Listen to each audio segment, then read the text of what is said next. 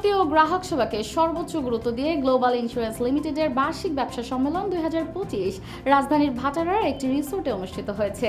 কোম্পানির চেয়ারম্যান সাইদ আহমেদ প্রধান অতিথি হিসেবে উপস্থিত থেকে সম্মেলনের উদ্বোধন করেন। অনুষ্ঠানে সভাপতিত্ব করেন মুখ্য নির্বাহী কর্মকর্তা চলতি দায়িত্বপ্রাপ্ত মোহাম্মদ জামিরুল ইসলাম। উদ্বোধনী অধিবেশনে কোম্পানির vice chairman SM. Sarwar Alam, risk management কমিটির চেয়ারম্যান সৈয়দ বজুল আলম, পরিচালক তাহসিন আমান এবং পরিচালক মিসেস সোনিয়া হুসাইন ক্রিস্টি বক্তব্য রাখেন। প্রধান অতিথি সাইদ আহমেদ তার বক্তব্যে ব্রাঞ্চ ম্যানেজারদের আরো নিষ্ঠার সাথে কাজ করার আহ্বান জানান এবং কোম্পানির ব্যবসায়িক লক্ষ্য অর্জনের জন্য উৎকৃষ্ট গ্রাহক সেবা প্রদানের উপর গুরুত্ব আরোপ করেন। সিনিয়র কনসালটেন্ট এবিএম নুরুল হক মূল প্রবন্ধ উপস্থাপনা করেন। 2024 সালের ব্যবসায়িক কার্যক্রমের পর্যালোচনা করে সাফল্যের জন্য ব্রাঞ্চ ম্যানেজারদের প্রশংসা করেন এবং 2025 সালের ব্যবসায়িক লক্ষ্যমাত্রা নির্ধারণ সহ ভবিষ্যতে আরো নিবেদিতভাবে কাজ করার আহ্বান জানান। মুখ্য নির্বাহী কর্মকর্তা চলতি দায়িত্বপ্রাপ্ত মোহাম্মদ জামিরুল ইসলাম ব্রাঞ্চ ম্যানেজার এবং নির্বাহীদের পেশাদারিত্ব অর্জন এবং গ্রাহকদের উচ্চমানের সেবা প্রদানের পরামর্শ দেন। এ সময় সম্মেলনে সারা দেশের কোম্পানির শাখাসমূহের ইনচার্জ, প্রধান কার্যালয়ের বিভাগীয় প্রধান, কোম্পানির সচিব মোহাম্মদ ওমর ফারুক এবং গ্লোবাল ইন্স্যুরেন্স লিমিটেডের অন্যান্য নির্বাহী কর্মকর্তারা উপস্থিত ছিলেন।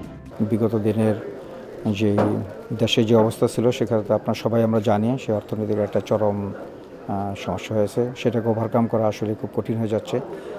যদিও আপনাদের রেমিটেন্স আমাদের অনেক বেড়েছে, কিন্তু ব্যবসার আসলে আমরা সেই রকমভাবে আসলে সফলতা আসেনি, কিন্তু এর মাঝেও কিন্তু ব্যবসা চলছে।